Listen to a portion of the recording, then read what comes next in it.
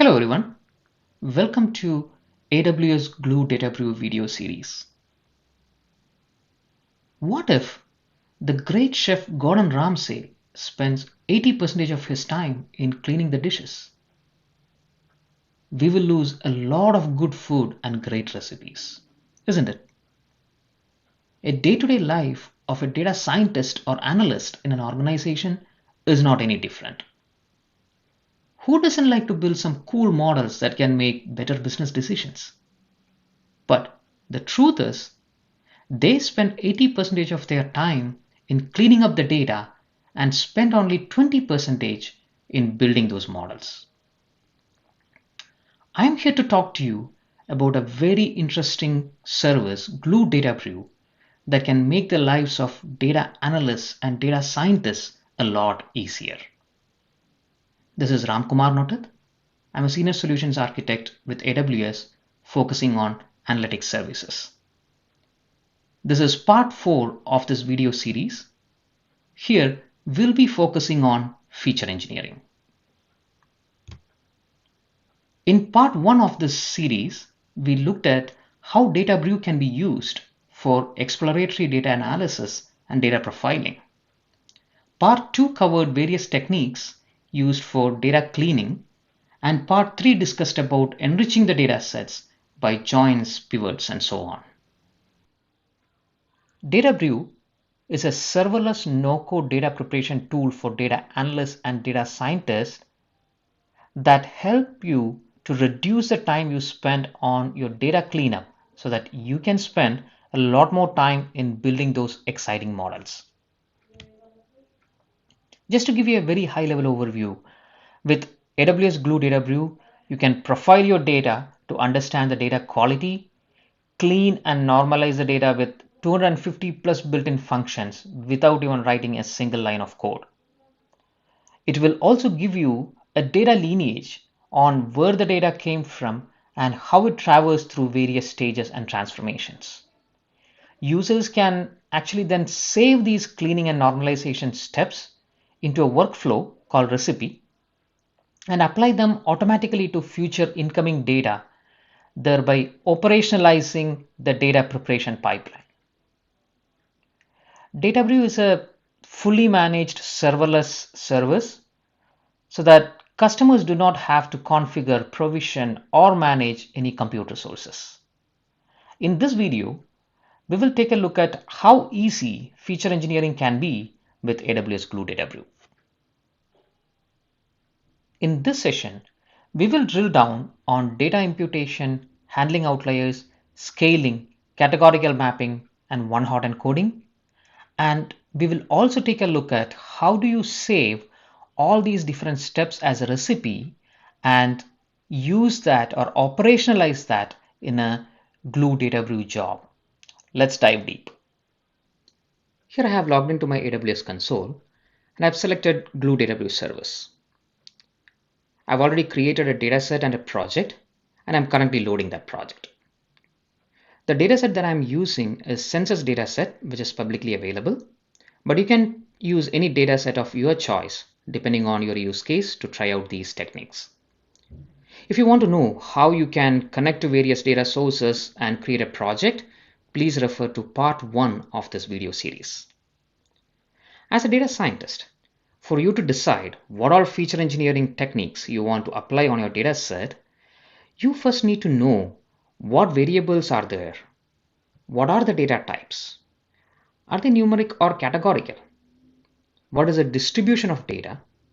What is the correlation between various fields in your data set? How is the data quality? Are there missing or invalid values and so on? Typically, you do an exploratory data analysis to understand all of this. Wow, look at that.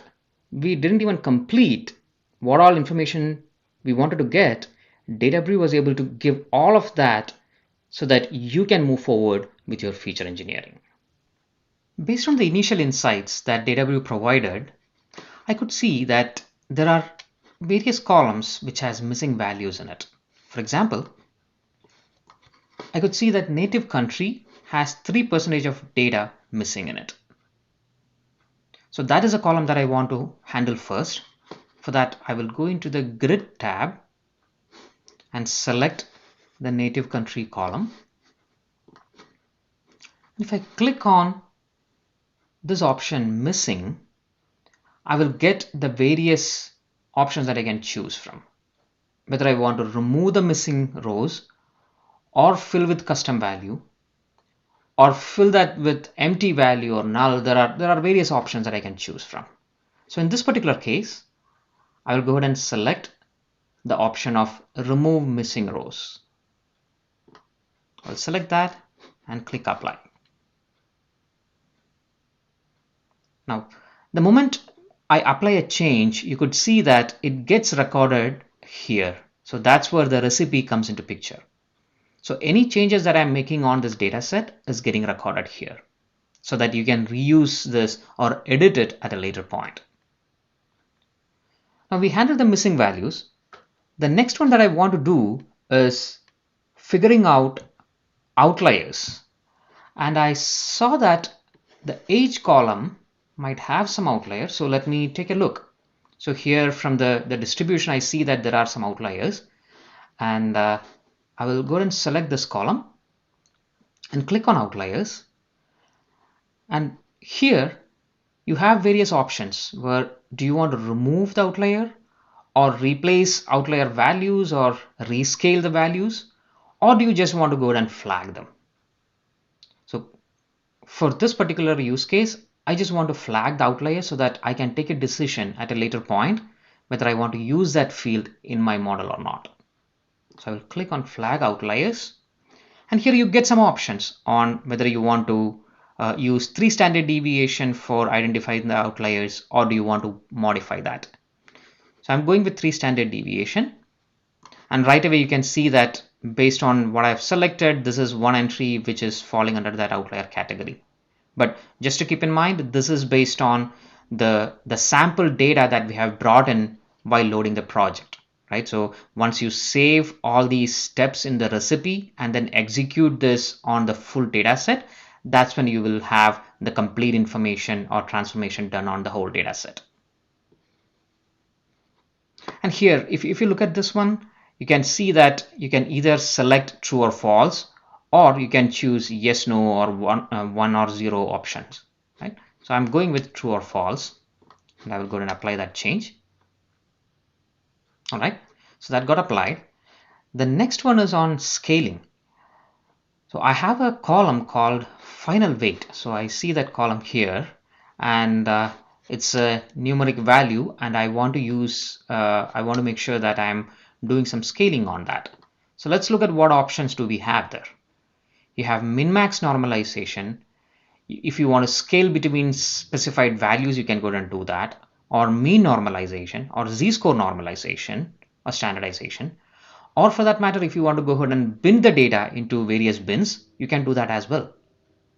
So what I want to do here is to go with a min-max normalization. So I'm selecting a min-max normalization and rescaling the value between the range of 0 and 1. I will go ahead and apply that change. And I have one another numerical column which I want to do that, which is capital loss. So what I will do is I will go ahead and type in capital loss, click view, and I will go ahead and select scaling again, min-max normalization, and then go ahead and apply the changes. Now the next activity that I want to do is on categorical mapping, because I have some columns, for example, marital status. Let me go to that column, marital status, and I want to go ahead and do a categorical mapping on this column. So for that, I click on mapping, and here if I select the categorical mapping, it will give me various options on what all things I can do with it. So in this particular case, there are 6 values. So I want to map all the values, and I feel that having a numerical value will make things a lot more easier for me while doing the model build. So I'm going to map that to numeric values. And if in case you want to edit any of these numeric values assignments, you can go ahead and do that as well. I will go ahead and apply that change here. And the last transformation that we want to take a look at is one-hot encoding. So I have a column work class.